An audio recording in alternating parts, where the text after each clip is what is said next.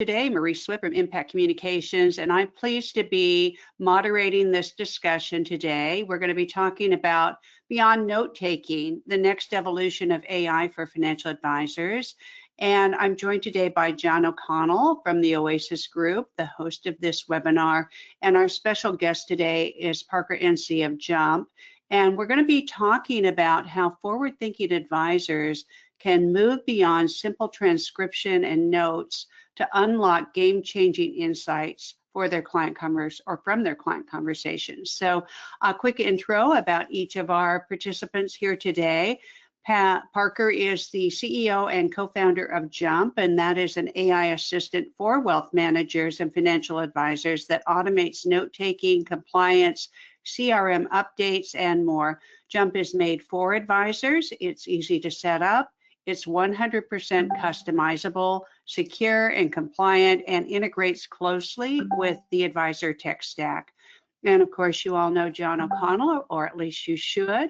He is the founder of the Oasis Group, a leading consultancy for the wealth management industry, offering award-winning consulting services, industry-leading research, and compelling on-demand training. So thanks for joining us today. And just one quick note about questions. We are going to hold all the audience questions until the end, but please do submit your questions in the chat box or in the questions section of the GoToWebinar control panel, and we'll get to those towards the end. But we have a prepared discussion and some great Q&A in store, so I want to jump right into that conversation. So John, let's start with you. You know, AI is what everybody's talking about, and I'd like to just hear, what is the current state of AI adoption in the advisor community today? Well, I think that when you look at 2024 and into 2025, the note-taker use case has taken the world by storm as far as wealth management is concerned. And there's been a lot of firms, including Jump, that have done very, very well in that space. And now what we're seeing is more of an expansion of that functionality set. So when you think about what is that note-taking really, it really fits two use cases that the advisor handles. That's going to be their use case during their sales cycle when they're talking to a prospective client and capturing information about that prospective client. And that information should be used later. We'll touch on that in just one second. And then the second use case that it really supports is meeting with your clients, right? Going over their performance or discussing their annual meeting, going over some of their goals or what may have changed with their financial profile. So these meetings, when you're having them with the client or the prospect, the note-taking use case, the reason it's done so well is in the past, advisors would have 2 or 3 people in the room with them. They'd have themselves, they'd have maybe a CSA, a service associate, and maybe a junior advisor or a financial planner who'd be listening to the client. That's 3 person hours for a 1-hour client meeting. That's pretty expensive to run. So what you find with a lot of the note-taker use case, that was the initial one, what you found is it saved advisors an enormous amount of time and money, because instead of having 3 people in a meeting, you could have 1 person in the meeting. Also, when you think about us as human beings, we're horrible at multitasking. So if you say a number to me, the first thing I'm going to do is start writing that number down.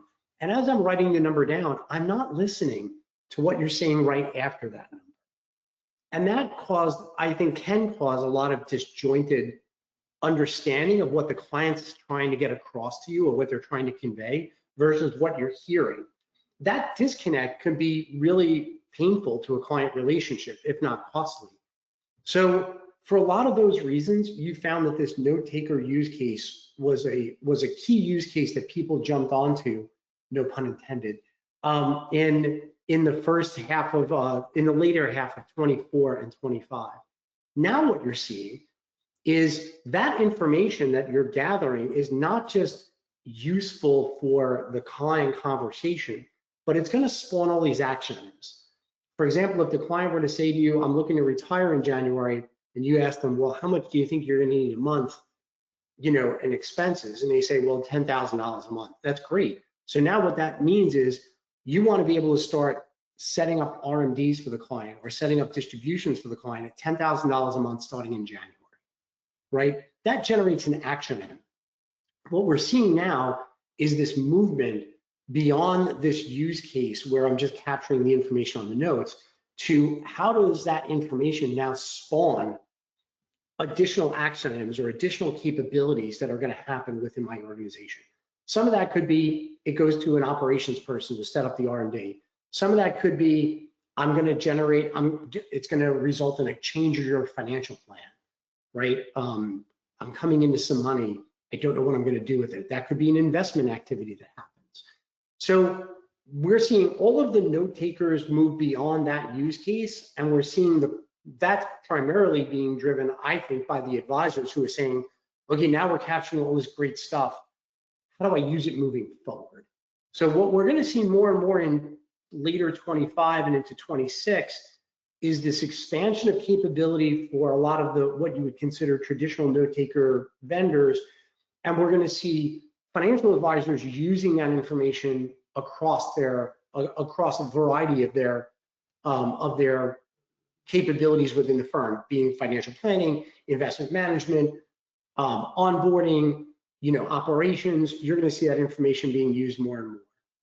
And that's going to give the quality of that data is what's going to set up a firm for being able to use that moving forward for like an agent or something like that.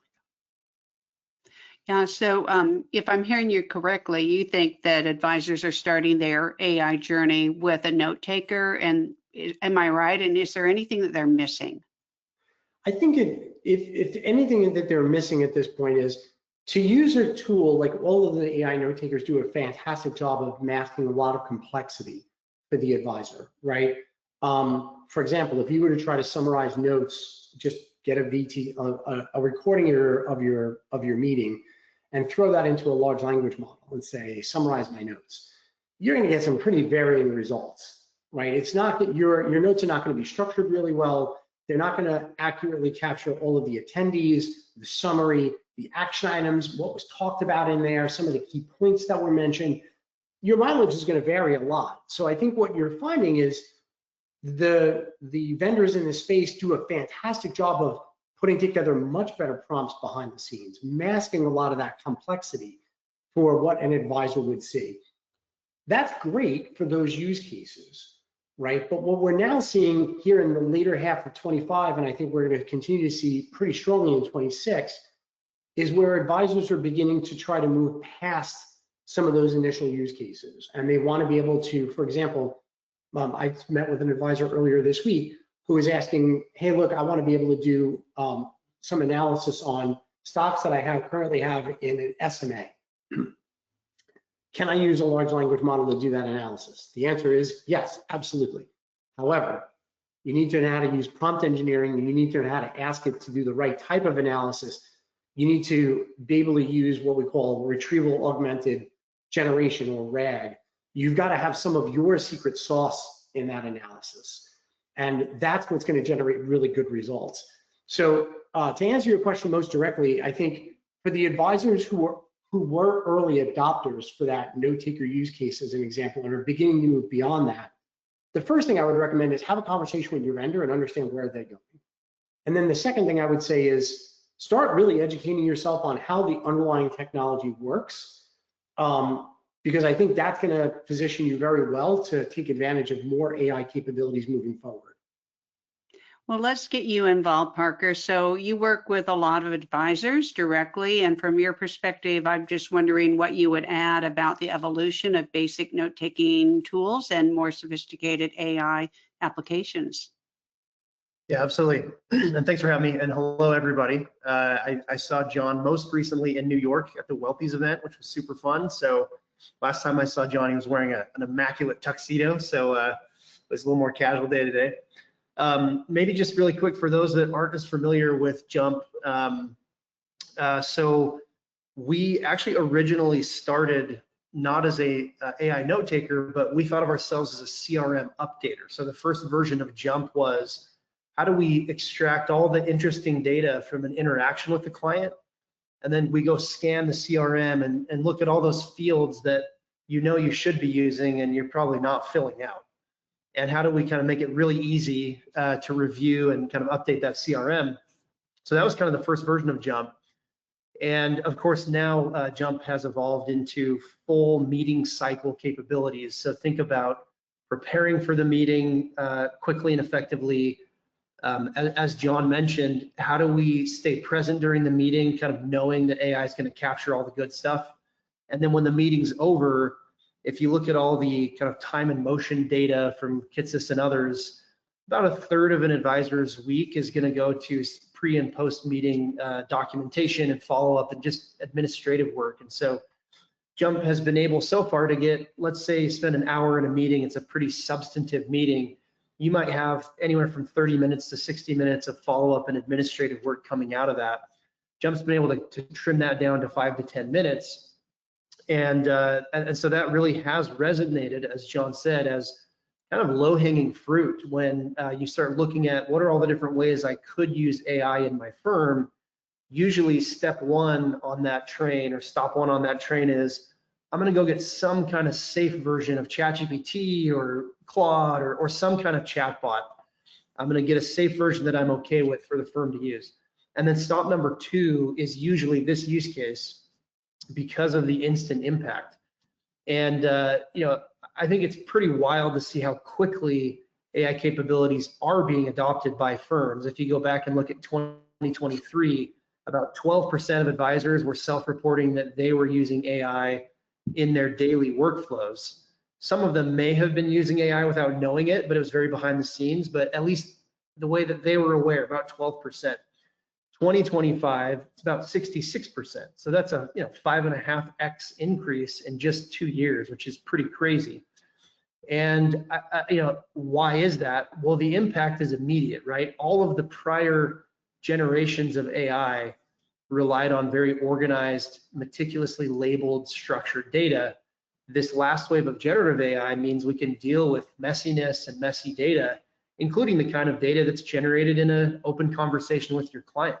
And so because of that, what we're seeing is 76% of advisors that adopt AI report immediate benefits in some way. And within our category, we've surveyed Jump users, and they'll come back and they'll say, hey, I've turned on my AI meeting assistant. I'm instantly saving at least an hour a day. In some cases, it's 2 or even 3 hours per day. And then we're now just seeing data about how that translates into actual revenue results. And we're still working on finalizing this data, but we're seeing that in many cases, those that have adopted AI are actually seeing increases of up to 6% in their revenue if you control for all other factors. So this is real impact. And because of that, you see companies like Jump going from 0 to 16,000 paid users in like 6 quarters, right? Which is kind of where we're sitting today, with like 1,800 to 2,000 new users joining every month. So it's really fun. It's exciting to be building on top of a wave of new technology. Of course, that brings compliance. We have to be careful and make sure that this is all deployed safely. But so far, it's been really just an amazing trend for the industry. Well, I imagine you have some great insights. You're seeing some patterns and insights based on the anonymized data that you see from your vantage point. I mean, what can you tell us? Yeah, so the evolution of Jump, chapter 1 was all about how do we chip away at all that time every week that's going to meeting administrative work. So how do we reduce the time to prep? How do we reduce the time on follow-up? And then chapter 2 for Jump has been, okay, we now have all these different connections into the advisor tech stack. Think about CRM, think about financial planning, think about email, think about all these conversations that are being held across Zoom or over the phone or in person. That's a lot of new data that really wasn't available before. And if I'm the leader of a firm and I'm trying to figure out how do I be more successful? How do I turn more prospect meetings into new clients? How do I get better at identifying where I could have more assets under advisement that I'm not currently working on? It's been a bit of a black box, right? So you could go and you could kind of get, okay, we've got 50 advisors at our firm. We're going to go interview the top 5 and ask them what they're doing. And as we all know, people that are really good at something doesn't mean they're good at explaining why they're good at it or teaching somebody else. And so that's not always easy to translate those best practices. And so now for the first time, we've got really detailed data about what is actually happening and what's actually working. And I can share some fun examples. So the first one, which is kind of funny, is if you go survey advisors and you say, hey, are you more of a listener or are you more of a talker, right? And 87% of advisors will say, oh, I definitely listen in my client meetings more than I talk. 87% will say that. And then if you go look in the jump data, it's literally the reverse. It's 84% are doing more talking than listening. So then the next question is, well, is that good or bad? And so then you can start looking at how does the talk time in that meeting correlate to performance, right? To getting new clients, to having clients accept recommendations. And what we found is it's actually okay if the advisor is talking more than the client, unless it gets really extreme.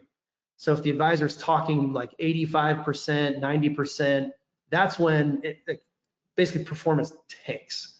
But on the other hand, if the advisor is saying next to nothing and the client is just dominating the conversation, performance tanks there as well. So as long as we're kind of in the middle where it's a good back and forth, even if the advisor's talking more, even up to maybe 70%, that's okay. That's a healthy balance to the client's expecting to hear advice during that meeting. They want to be talked to, right? But on those extremes, that's where you really see performance drop off. So that's one of a million different things that we could look at. I'll give just a couple more examples of this. We looked at what's the effect of current events. So over the summer we had a lot of talk about the big beautiful bill and tariffs, and how does that sort of work its way into the minds of clients, and how does that affect the financial plan? And what we found was, if a client came into the meeting and they brought up tariffs or they brought up the big beautiful bill, they were 3 times more likely during that meeting to tell the advisor that they wanted to move money out of investments and into something very low risk like cash or money market. So these are things that, as we continue to be able to anticipate what is on the mind of the client, to better prepare the advisor to handle those types of topics. And of course, we don't want clients kind of whiplashing their financial plan depending on current events in that example, so we can be prepared to talk about how these things can affect their plan. So I've got other examples, but those are just a couple quick ones. And it really is exciting to use this data. And I should say, whenever we're doing this analysis, this is in an anonymized, privacy preserving, redacted way. And so none of this data is like going anywhere outside of, right? It's all protected, but we can kind of look at the metadata and see these trends. It's very interesting. I'm sorry, Maria, it's really interesting, some of the use cases Parker brings up, right? So a couple of quick things that I just want to make sure that the first people who are listening to this kind of grasp. If you're a large firm and you're trying to understand what is the secret sauce of why some advisors are doing really well and others aren't, you can work with Jump or with like any of the folks that are capturing this data. If you've got clean data, you can use that clean data to drive really, really great insights that you probably didn't have before. One of the tenets that you get is when you're using a tool like Jump, the data that you're going to be generating is super clean. It's not what did you think you heard or how much did you think you talk. I love the fact that 87% think they listen more, but 84% talk more. It's not a perception. It's not clouded by your judgment, your innate bias. It's none of it. It's just pure data. When you've got good, clean, pure data, you can drive really great insights into it. So if you're a firm that's trying to figure out how do you grow, that's a great example. Let's say you're a firm that works on referrals, right? There are tons of ensemble practices out there in the RIA community that work on referrals. You could use the data coming out of a tool like Jump and say, okay, I might be talking 84% of the time, but is it interactive? Is my client asking a question and then I'm answering that question? Am I truly providing advice? Or am I just talking at my client about performance reports or some other innate thing? Using the data coming out of a note-taking capability or a meeting assistant, you're going to be able to correlate and say, did I ask a question? How long did I talk on an answer? Did I ask a question? How long did I talk on an answer?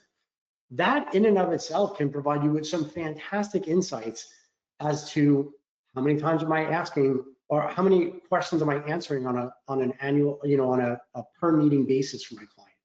How much should I be trying to keep that interactive with the client? It could be even something as simple as, did I remember to ask for a referral? Yeah, and I think Jump, more than any other company in the space, is really investing in this insights effort. And so there's a lot of different ways that this shows up in our product. One is what you just mentioned, John, which is we've developed this concept of a scorecard.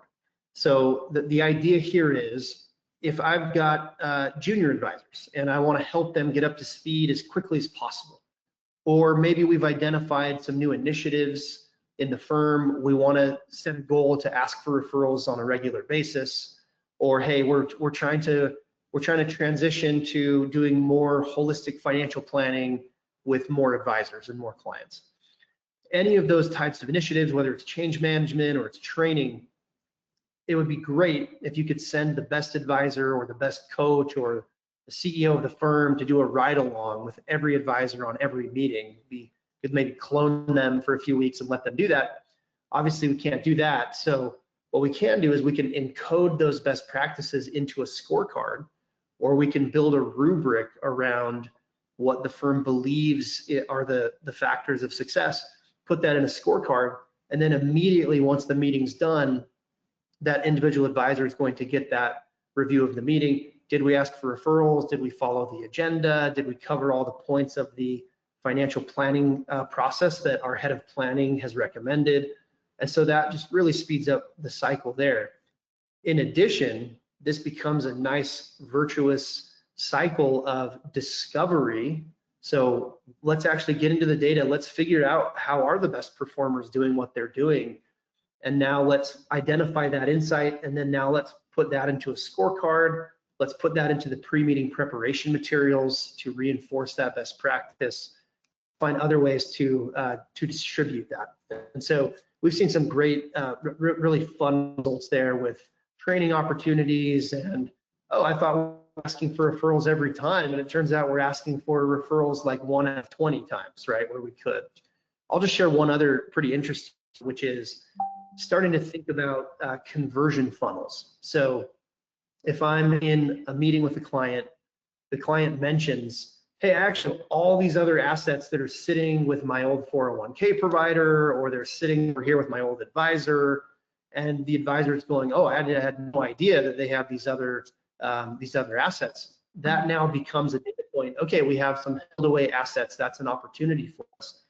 The next phase in that conversion funnel is, did I make some kind of recommendation that gives a reasonable value added rationale for why they should consolidate under me, your advisor? That's now step 2 in the process.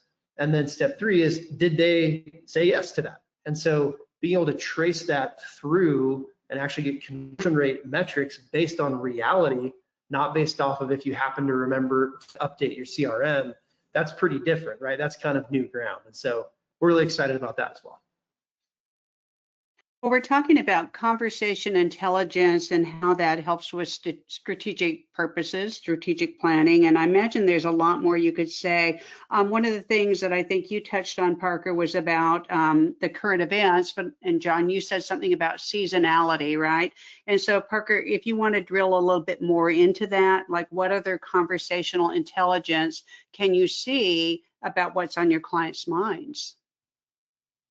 Yeah, so within the Jump product, we have some insights that are sort of off the shelf. And one of those is what are the conversations around the different asset classes? And so you can see, okay, how are things changing over time? What are clients interested in? Just one example of that would be if you go back and look at June of 2024, about 15% of client conversations involved some kind of discussion around alternatives. Fast forward 1 year later, that's up to 23%. And that's actually pretty unique. Most other asset classes are not seeing that rise. Pretty interesting.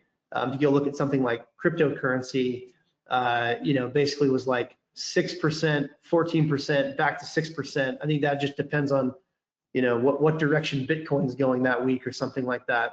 But these are the kinds of patterns that we can see and anticipate. And why is that valuable? Well, if your firm doesn't really have any offerings around alternatives, and you can see that that's now picking up, that gives you the opportunity and early warning system to develop additional products and services, or to educate the advisor base on how to give good advice around those topics. So that's one example. Another example is really around behavioral finance, and the way that we communicate recommendations actually has a statistically significant, in some cases, very large difference in whether or not the client moves forward with that recommendation. So just one example, mutual funds. Everybody knows about mutual funds. They've been around for a long time. There's a lot of different ways to give a reason to a client for why they might want to do a mutual fund or an ETF or some other kind of diversified product. There's 6 or 7 different ways that an advisor might give or explain the rationale for that recommendation. It turns out one of those ways is just statistically much more likely to result in that client accepting that recommendation. And these are the kinds of things that we can dig into and figure out in that data, and then deliver those back to the firm so they can adjust accordingly, and ultimately provide better service and advice to the client, and also be more successful at bringing in more clients, more referrals, more assets. John, I imagine you have some additional thoughts, but it occurs to me listening to you, Parker, that when you said alts and what clients are bringing that up, ESG, custom indexing, if you're hearing that, maybe you're a bigger firm, and looking at that data could be very insightful. John, you want to jump in? Yeah, I think, it's very interesting where our conversation is going, right? So we started our discussion today with, moving beyond just capturing the information of your meeting. And I think what Parker's bringing up is really, really insightful. Having the information is one thing, right? I mean, let's face it, advisors have an enormous amount of data that are in note fields in their CRM. You enter it once, you submit it, and you've never looked at it again, right? Or you look at it again a year from now when you're about to sit down with a client, or you're about to sit down for their next annual meeting, or their next follow-up meeting, and then you peruse this quickly and you walk into the meeting probably somewhat ill-prepared for the client conversation, right? Or you may miss some really critical information. I think when you're capturing this data, the ability to not just, hey, I've got this data from the meeting, but the ability to truly mine it and understand what that data can drive for you is critical. And I think that's one of the things that Parker's touching on really strongly is you're not just capturing this data from the meeting. You don't have a meeting assistant just to simply record everything everyone said and then look at the summary and ignore everything else. If you're an ensemble practice, let's say you are growing by a referral, how many times did I ask for a referral, right? Or how many of my clients have orphanized 401ks that are behind them someplace? I grew up in technology. I had tons of 401ks laying all over the place. It was like Johnny Appleseed, leaving stuff behind me when I changed jobs. All of that was a huge opportunity for my advisor at the point where I said, let me consolidate all of these things. Knowing that your client has changed jobs, or then that's a prompt to say, well, have you thought about rolling that 401k to us so that we can consolidate everything and put together a much more thoughtful financial plan for you? Analyzing that data afterward, okay? And not analyzing it from a negative perspective, but analyzing it to really coach the advisor and say, this was an opportunity, you need to follow up on this, I think is critical. Not every advisor is going to realize, hey, that 401k is orphanized, let me pick that up and run with it, especially a younger advisor may not pick up on that.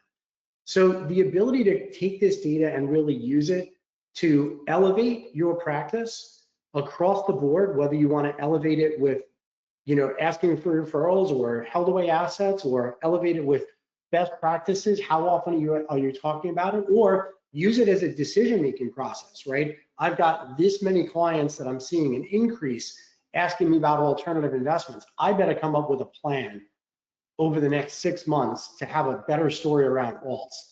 That's something you can partner with your marketing professional internally or your communications professional internally and say, what's my story today? And then you can turn to your technology team and say, okay, I need a solution for this moving forward. Until you get a solution, my communications team's coming up with something for me to say to clients. That's empirical evidence of what's happening in your firm. It's not anecdotal, it's not guesswork. You can measure how many times is this coming up in a conversation? What can I do to improve?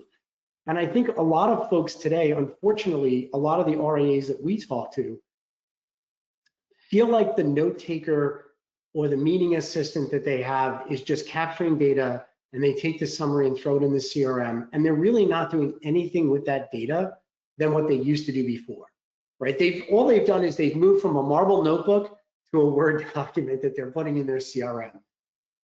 If you're a leader of a firm and you're listening to this webinar right now, I implore you to consider some of the use cases that Parker brought up and consider some of the use cases that I just discussed, and really ask yourself, what am I really doing with this data to make my practice better, right? Whether you're in a large firm and you're just trying to make your practice team better, or whether you are a leader of a large firm and you're trying to figure out, how do I leverage this data to better my firm moving forward or position it more competitively? These are the things, mining this data are the things that will give you real evidence to make a good business decision off of it. You know, we didn't even touch on, by the way, another use case.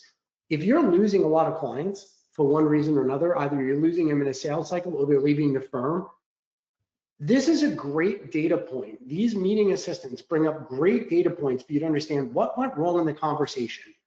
For example, if a client said, you know, I really just I don't feel like the investments that I'm currently in are hitting the mark, or I'm really concerned about my return on the portfolio at this point. That's kind of a red flag that if you're in the middle of a conversation, you may not catch up on. But it's certainly something that a meeting assistant can catch up on and give you an action item coming out of that that says, hey, you may want to follow up with this client. They expressed some concerns.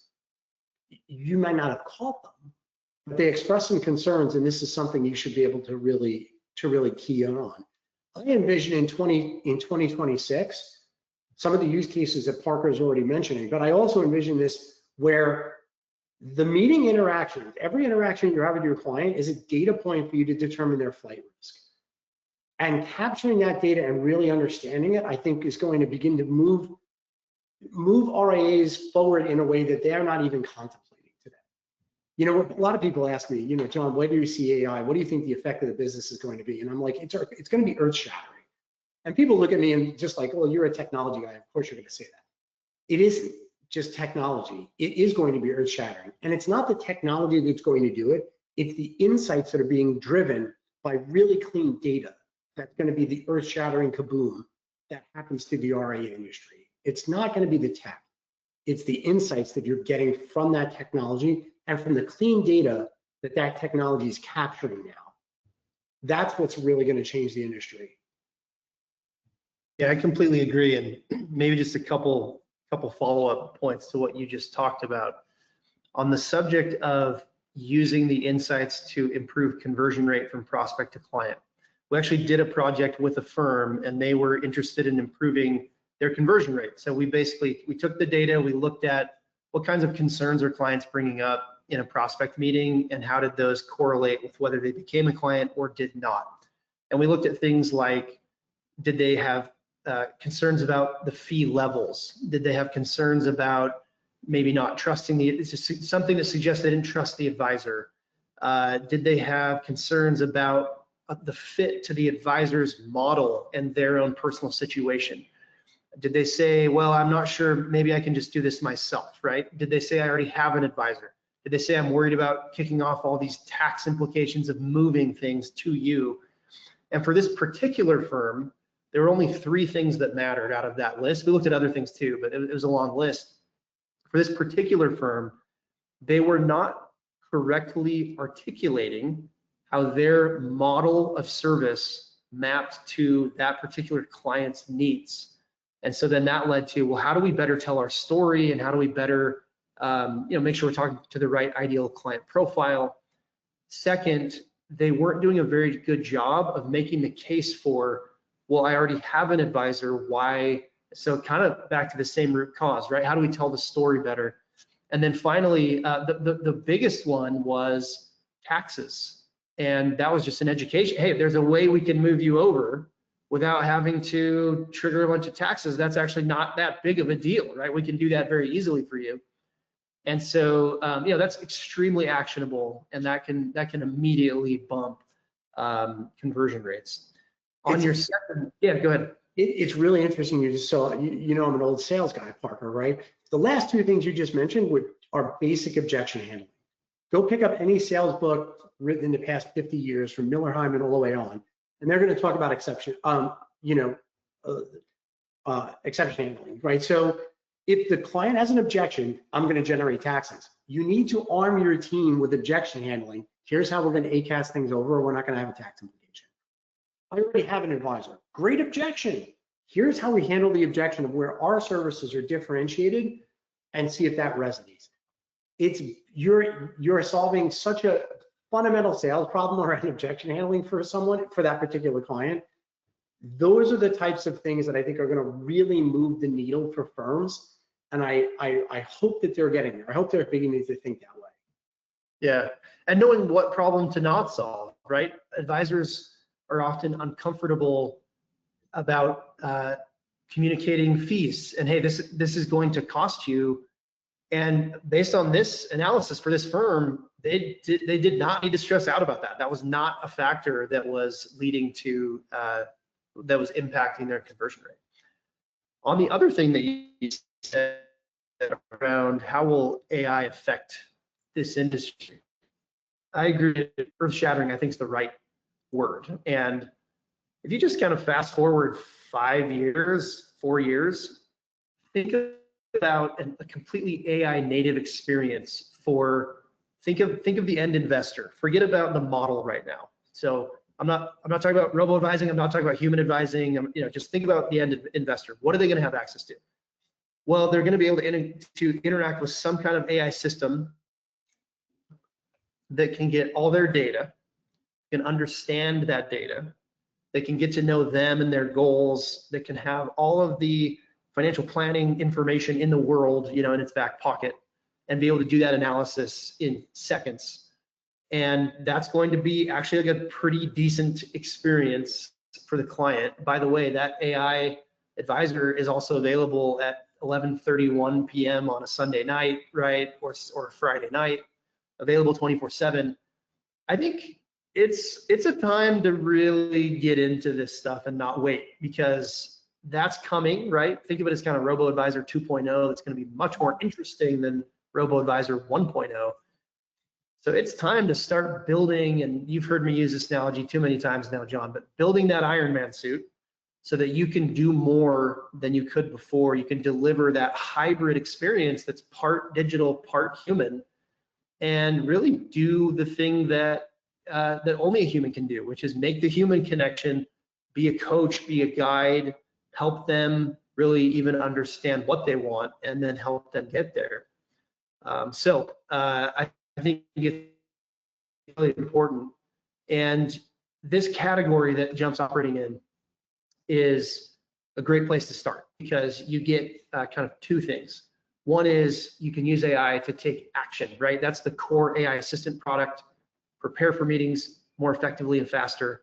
When the meeting's over, take the data. Yes, of course, we want to push a note into the CRM that documents the meeting for the next SEC exam, but we also want to extract all the financial planning data, push that into e-money or Right Capital, reduce the time it takes to generate a financial plan, right? We want to take all those action items and A, forget about them, and B, move quickly, right? We've seen firms that we work with increase the volume of client deliverables by between 20 and 50% because they're reallocating time savings to doing more for clients, and they're also just following up way faster and delivering on all the things that they had promised that they could do. So that's the action side. And then we talked a lot about the intelligence side, right? So we can combine, it's like a left hand, right hand. It's like we have action that's powered by AI, helps save a lot of time. And then we've got the intelligence that's powered by AI. We can unite those, and it's pretty exciting stuff. Yeah, you touched on, a lot of people ask me what is going to be the effect of artificial intelligence and these new capabilities on the financial advisor role. And I envision a time period where the most successful advisors, in fact, probably the only advisors, are going to be cyborg advisors, where you have the technology is augmenting your ability to react quickly to your client, to be able to answer questions more insightfully with your client, and to do deeper analysis than you could do as a human. And that's really where things are going. So, and I know there's a camp out there today that's saying, well, advisors are going to be more like financial therapists. My concern with that is I've never met a therapist that's on a 1 BIP rate. They're on an hourly rate, right? Or maybe they're on a retainer if they're an attorney, but they're not getting 1 BIP. They're not getting 100 BIPs. They're not getting 1% of a client's portfolio. So for the advisors that are like, I'm going to become a financial therapist, be careful, because there's a rate structure that's out there already that I think is going to really affect your ability to achieve that. I think for the advisors that certainly we work with, I think that the way that we position it to them is you need to be able to use the insights that are coming out of this to make better decisions. You've got to use the insights that are coming out of this to provide better service to your clients.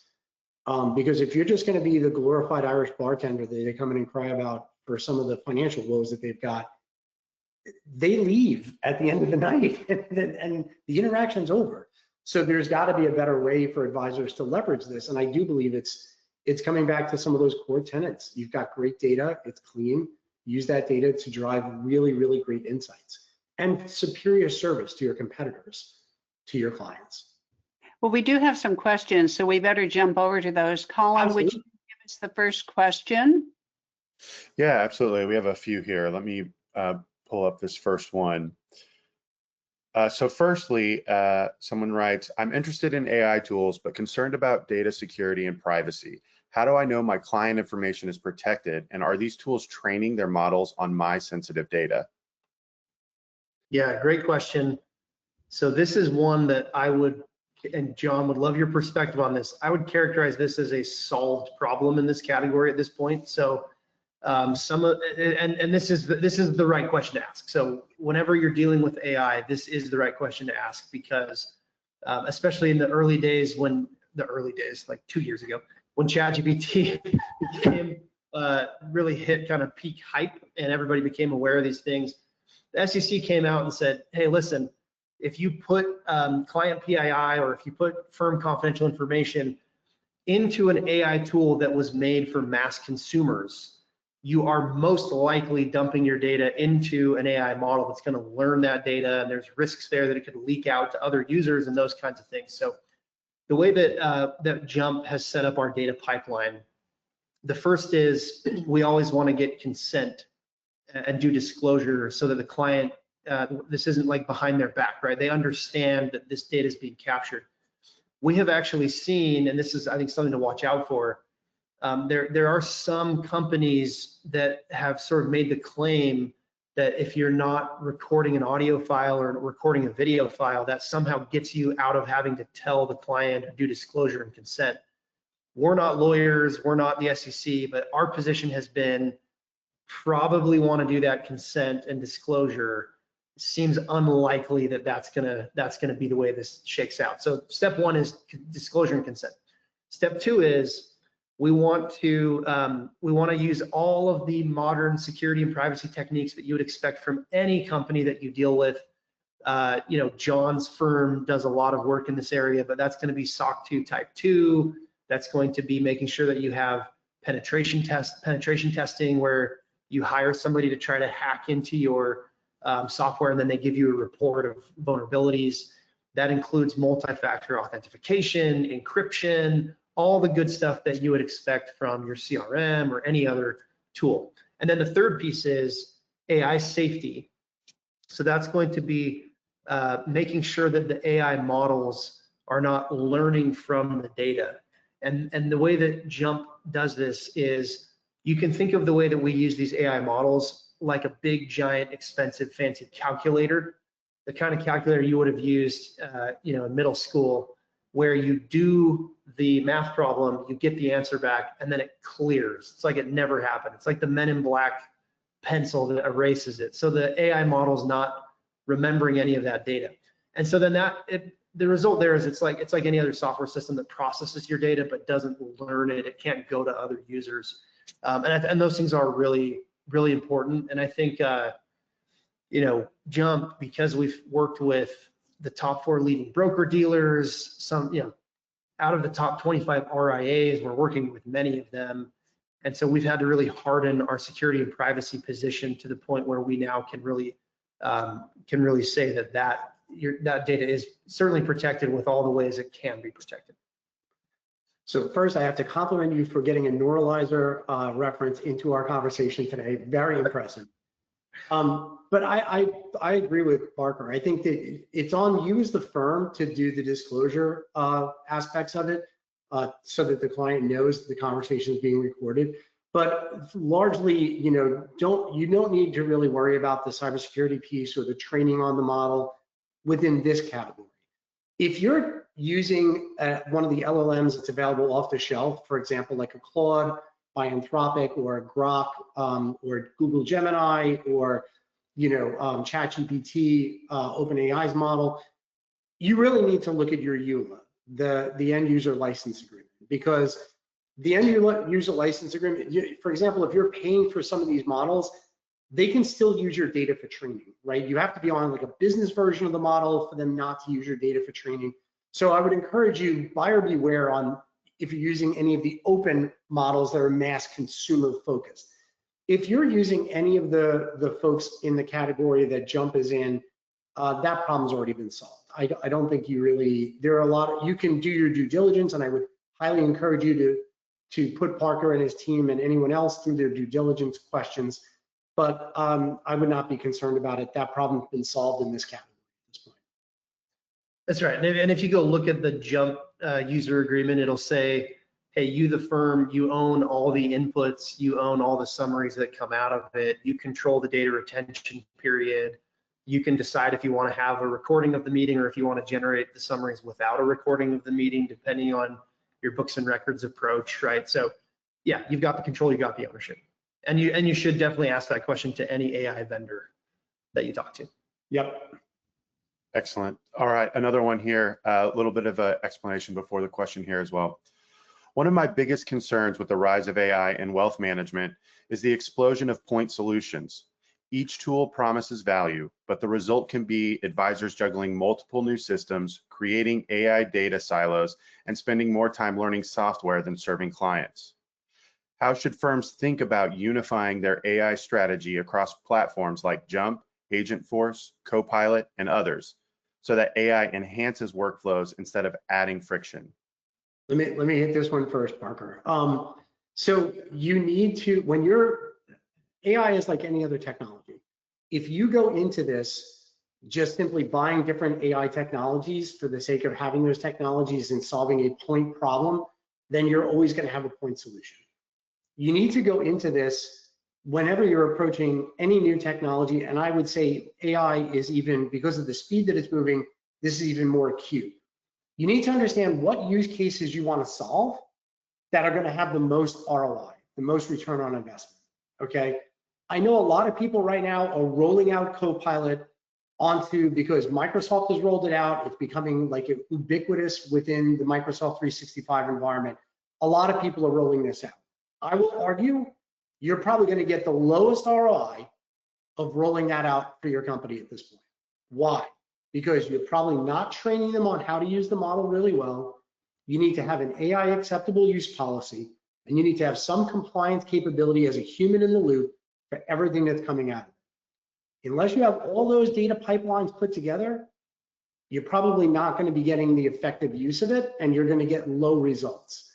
Also, like anything, like I said earlier in our conversation, Jump and the other capabilities in this category do a fantastic job of masking a lot of complexity for those underlying prompts to generate a great result set. Unless your team has been trained on creating all of those, you're going to get really mixed results. So what I would say is, first, define the use cases that you believe are going to generate the largest level of ROI. Second, put together what your integration strategy is. Forget the technology. How does data flow from one thing to another thing? For example, if I'm capturing all this really great data in a meeting assistant, how do I generate tasks in my CRM? Because that's what my operations team uses. Or how do I generate tasks for my financial planning team? Regardless of the technology, you need to understand that data pipeline. So what we encourage firms, and what we work with firms to do, is let's understand that data pipeline. Then you layer the technology on top of those workflows. Okay, and then it's technology. We can make it a heck of a lot more complicated later. Start off with, what's the workflow? I'm going to capture something here in a meeting assistant, and it needs to go here to financial planning, or here for my operations team. Map that workflow out first. Determine the ROI you're going to get from that workflow. How many hours do you think you're actually going to save on this? Right? Because most of the time it's people hours that you're going to save. Put together how you're going to measure that. Then roll out technology, and then measure it, and figure out, are you actually generating the return? But I unfortunately, to the person who's asking that question, I'm seeing far too many firms just implement stuff with the hopes that if I throw enough stuff up against the wall, something's going to stick. And that you shouldn't be running the business that way. It's going to be really hard for you to determine what your ROI is, or even determine which one actually generated that ROI. I rolled out 5 things. Which one actually saved the money and the time? I'll just add one comment to that. I totally agree with all of that, and picking the use case and ranking that, and then figuring out what's going to be the best solution for me in my unique situation for this use case that I've prioritized. I just want to add one additional thing that is maybe more specific to this moment in time, which is these large language model capabilities finally being super useful and super practical has led to an explosion of new software companies and new software solutions. Some of those are being bolted on to legacy software platforms. Others are completely net new or AI native. And if you just, so we will be dealing with this for a few years. And if you put on your Charles Darwin hat, there's like an explosion of new life. And then as time goes on, as Allen Iverson used to say on the bottom of his basketball shoes, which I wore in middle school, only the strong survive. And so there will be a winnowing down over time of what companies can actually go deliver something in the market, what companies can continue to innovate and differentiate over time, what companies can continue to raise capital and attract the best talent. And so you will see that Kitsis map, I don't know if it ever gets smaller, but there's zombies and ghosts, right? That maybe the logo is still on there, but over time, that does go away. And so I do think, especially now, things are moving so quickly, the horizons of delivery, it used to take 2 years to ship a new software product. Now it's like 2 weeks. So you're just seeing all these new companies, and it's so easy to do an AI demo that looks cool. But do they have the enterprise ability to integrate with the rest of the tech stack? Do they have the compliance, the security? Do they have something that's easy for a wide range of users, right? Some of your advisors are scared of technology. Others love technology. You have to sort of serve that whole range. And so it becomes really important to pick a partner that's going to evolve and survive, right? So I think that's another important part. And in fact, to your credit, John, I think you're one of the only market commentators that takes that into account when you do your kind of consumer reports style analysis. I think you call them, is it peak report? Yep. You look at that too, which I think is another level of wisdom there. So that's important as well. Thank you very much. Speaking of the peak research, Colin, before that last question, I just want to say, look for the next Oasis white paper, which will be a peak research paper, and it's sponsored by Jump. And what's that coming out in about a month, John? Yeah, I would say in about a month, we're going to have that out. And that's going to cover kind of, it's going to stress some of the things we talked about even on this call, right? So good data is what's going to really drive your ability to use more advanced forms of artificial intelligence, whether that's being able to use an artificial intelligent agent or to a worker, which is really a collection of agents kind of put together. That's really what's going to drive it. And the one thing I will say too is, the last question actually asked about Agent Force, which is the Salesforce artificial intelligence built on top of it. I would say first take a look at your Salesforce data, because if you've got really bad data, AI is going to help you to get to really bad decisions a heck of a lot faster. So it all comes back to your data. If you've got great data, you can drive really great decisions. If you've got really bad data, or if the data is all gummy because you've got custom fields in there that are sparsely used. Remember, AI will try to fill in the blanks. If you've got a workflow that's missing steps, AI is going to try to fill in the blanks. Sometimes it doesn't fill in the blanks the right way, and that's called a hallucination. And if you've got data that has a whole bunch of gaps in it, AI is going to try to fill those gaps, and you're probably going to get some really weird results. So before again, when you're starting to look at ROI, you've got to take a look at how good is my input, what's the process I'm trying to solve for, what's the ROI that I'm hoping to generate, and that's what's going to generate your output, regardless of what AI technology you use. That's great. I know we're coming up to the top of the hour here, but I do have one more question. So I think it would be a good one to end on here. So real briefly, for advisors who specialize in certain niches like divorce planning or business owners, can this AI be trained to recognize industry-specific conversation patterns? Yeah, it's a good question. And I think actually this relates to the last question, which is how do you pick something that's going to work for your own individual situation? And anytime you pick technology, you basically have three options. Well, four. One is do nothing and kind of like don't use technology. But the other three options, you can try to build something yourself. And we do see large firms attempting to actually directly code their own solutions sometimes. You can also go out and find the best horizontal tools, Salesforce, Microsoft, right? And try to, let's say, beat them into submission to do what you want. And sometimes that totally works, right? So like you could go get Agent Force to do what you want. It might feel more like building something custom, right? Because they have some stuff off the shelf, but you've got to really invest in building that out. That often involves hiring Salesforce administrators or even programmers to do the, kind of take it all the way. And then the last bucket is there are sometimes industry-specific solutions that are designing for the industry.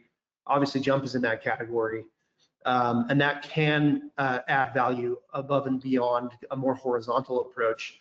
It's kind of the same reason that you could do all your financial planning in Microsoft Excel. You totally could, but in many cases, it would probably make more sense to go use something like eMoney or Red Capital or Money Guide, etc. And I think that's the same. So more directly to this question, one of the tenets, I can't speak for the whole category, but for Jump specifically, one of our tenets has been customization for your specific use case. We actually have one of our very first customers specializes in divorce counseling and advising. And so our team worked with that advisor to make sure that all the outputs were very tailored to that particular line of advising, and that's been great, right? So there is a degree of customization here, certainly within Jump, that those AI outputs can be made to be like your own and not some kind of generic AI robot. So that's all very achievable, and I think the evidence of that is Jump has customers that are doing wealth. We have customers that are doing asset wholesale. We have customers that are more insurance focused and more niche around, maybe Medicare planning, et cetera. And those have all been sort of like encompassed in the outputs. I'll make really two quick points. The first is, are you a software developer or you're a financial advisor? If you're not a software developer, do not build software. Stick to what you're doing really, really well. And if you're a financial advisor, give great financial advice. Don't get into software development. It's the gift that keeps on giving. It will never get cheaper, ever. So that's number one. The second thing I'll say is, yes, absolutely. I think that speaking more broadly, I know Parker doesn't speak to the category, I can. Speaking more broadly, these solutions that are catering towards the wealth management space are incredibly good, and they're better than the generic tools that are out there. The generic tools fall apart a little bit when you're dealing with a lot of the nomenclature that we have in this sector. So going with a purpose-built tool, I think, is definitely a better solution for you.